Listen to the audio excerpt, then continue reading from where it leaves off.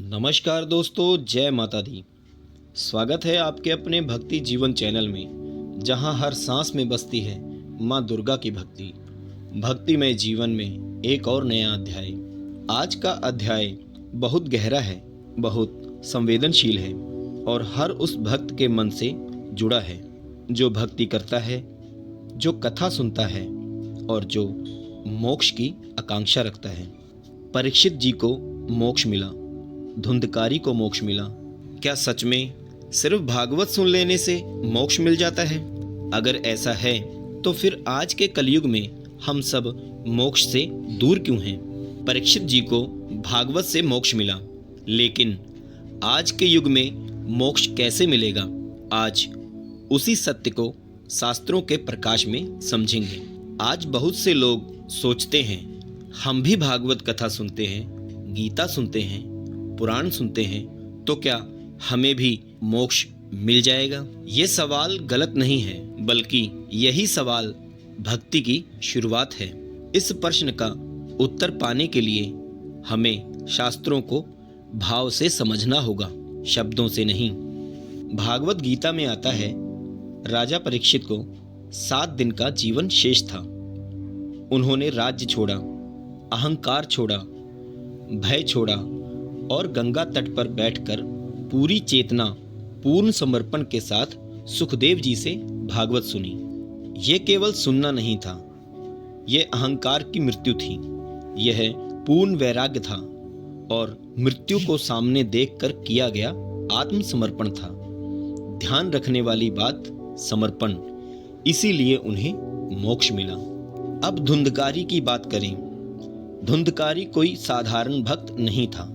वह पाप कर्मों में लिप्त था, वासनाओं में डूबा हुआ था और अंत में प्रेत योनि को प्राप्त हुआ।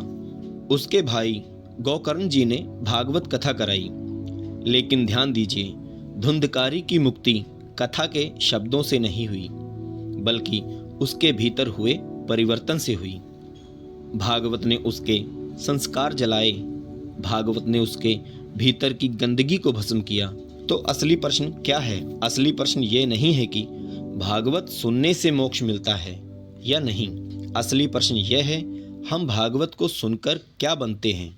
अब जानते हैं शास्त्र क्या कहते हैं मोक्ष के बारे में। श्रीमद् भागवत गीता स्पष्ट कहती है, मोक्ष केवल कर्म से नहीं, केवल ज्ञान से नहीं, सिर्फ सुनने से नहीं, बल्कि त्याग और आचरण से मिलता है। आज हम कलयुग में हैं। आज एक बार सुन लेने से जीवन नहीं बदलता। आज मोक्ष का अर्थ यह है, क्रोध से मुक्त होना, द्वेष से मुक्त होना, छल कपट से मुक्त होना, अहंकार से मुक्त होना। जब मन शुद्ध हो जाए, जब विचार पवित्र हो जाए, जब जीवन में सत्य टिक जाए, वही मोक्ष की शुरुआत है। भागवत सुनने का फल यह नहीं है कि अब मुझे मोक्ष मिल ही गया। भागवत सुनने का फल यह है कि मन बदलता है, दृष्टि बदलती है, आपका आचरण बदलता है, और जब आचरण बदलता है तब मोक्ष निश्चित हो जाता है।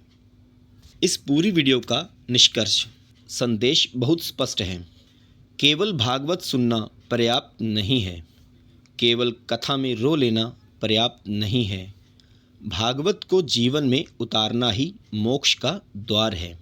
अगर यह वीडियो आपके मन को छू गई हो तो समझ लीजिए, भागवत ने अपना काम कर दिया है। भागवत सुनना पुण्य है, लेकिन भागवत को जीना वही मोक्ष है। आपका क्या मानना है? क्या आज के युग में केवल श्रवण पर्याप्त है या आचरण अनिवार्य है? अपनी राय कमेंट में ज़रूर रखें। जय माता की। फिर मिलेंगे भक्ति जीवन के अगले अध्याय में। तब तक माँ का स्मरण करते रहें, भक्ति से जुड़े रहें। जय माता की।